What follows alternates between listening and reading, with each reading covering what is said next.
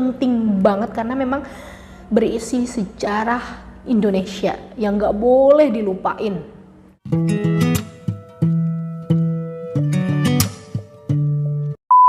Halo Bibliopeople, jumpa lagi bersama aku Ayu.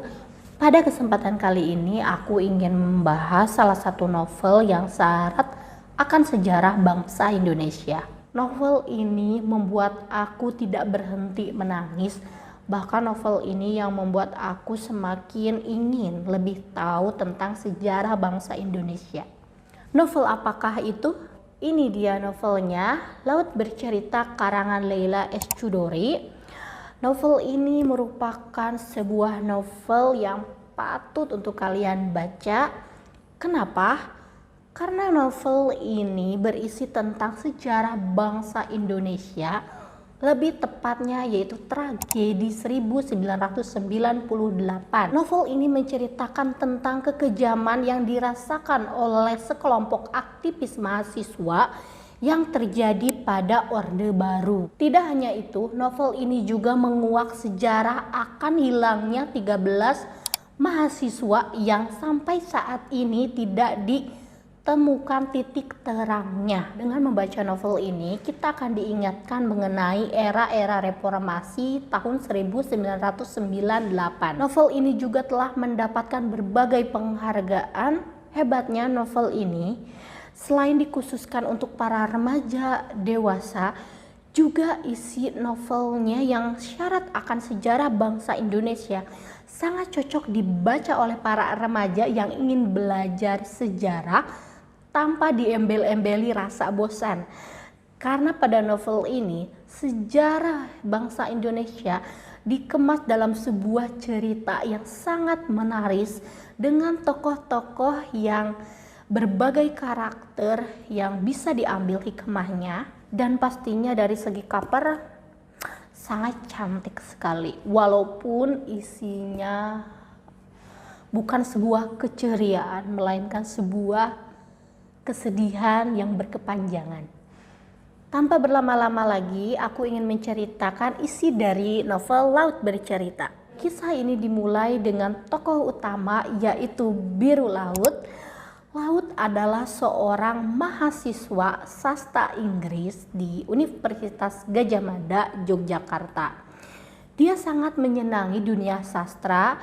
Dia banyak mengkoleksi buku-buku sastra klasik Indonesia maupun Inggris. Sejak kecil, Biru Laut sudah dikenalkan kepada dunia sastra oleh Arya Wibisono, yaitu selaku ayah dari Biru Laut.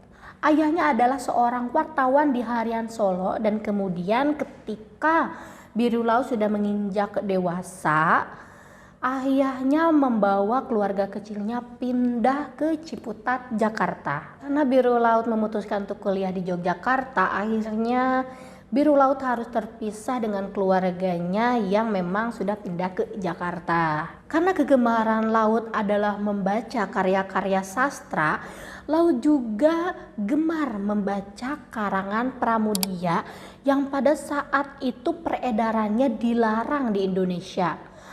Karena hal demikianlah yang membuat Laut nekat untuk memfotokopi buku-buku tersebut di tempat fotokopi yang disebut dengan fotokopi terlarang. Nah, mulai dari sanalah Laut akhirnya bertemu dengan Kinan, seorang mahasiswi FISIP yang memperkenalkan Biru Laut kepada organisasi Winatra dan Wirasena. Setelah Laut bergabung dengan organisasi Winatra, Laut semakin menggiatkan aktivitas diskusi buku bersama rekan-rekan seorganisasinya. Bukan hanya buku saja, melainkan beberapa konsep yang hendak mereka lakukan untuk menentang doktrin pemerintah yang pada saat itu dipimpin oleh satu presiden lebih dari 30 tahun. Nah, sejak saat itulah mulailah Laut bersama rekan-rekannya melakukan kerja nyata, yaitu untuk membantu rakyat-rakyat kecil yang memang merasa tertindas oleh peraturan pemerintah itu sendiri. Pada tahun 1993, Laut bersama rekan-rekannya melakukan aksi atau gerakan untuk membela rakyat yang telah dirampas haknya oleh pemerintah yang disebut dengan gerakan aksi tanam jagung Belangguan.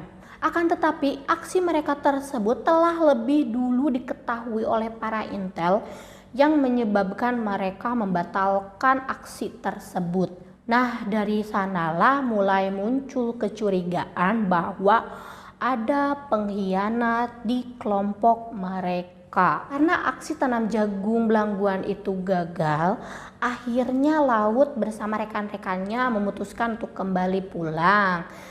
Laut bersama Alex, Bram pergi ke terminal Bungur Asih dan beberapa teman lainnya menyebar, ada yang ke Pacet, ada yang ke Yogyakarta. Ketika Laut, Alex dan Bram sedang di terminal, mereka malah tertimpa sial di mana mereka disergap oleh orang-orang yang dikatakan intel dan akhirnya mereka dibawa ke sebuah tempat yang bisa dikatakan merupakan markas tentara.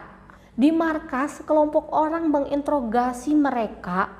Bukan hanya saja menginterogasi, tetapi juga diperlakukan secara tidak manusiawi, seperti disiksa, dipukul, bahkan disetrum.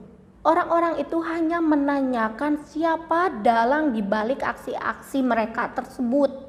Nah, setelah 2 hari lamanya, akhirnya Laut, Alex, dan Bram dibebaskan kembali dengan diantarkan kembali ke terminal oleh sekelompok orang tersebut. Nah, setelah kejadian itu, Laut beserta rekan-rekannya semakin hati-hati dalam melakukan aksi-aksinya selain pindah tempat atau menyebar atau bahkan lebih berhati-hati dalam melakukan diskusi. Pada tahun 1996, akhirnya Laut bersama rekan-rekannya pindah ke Jakarta setelah Laut diangkat menjadi Sekjen Winatra yang diketuai oleh Kinan. Pada saat itu gerakan Winatra harus diselenggarakan secara teritorial, tidak lagi sektoral.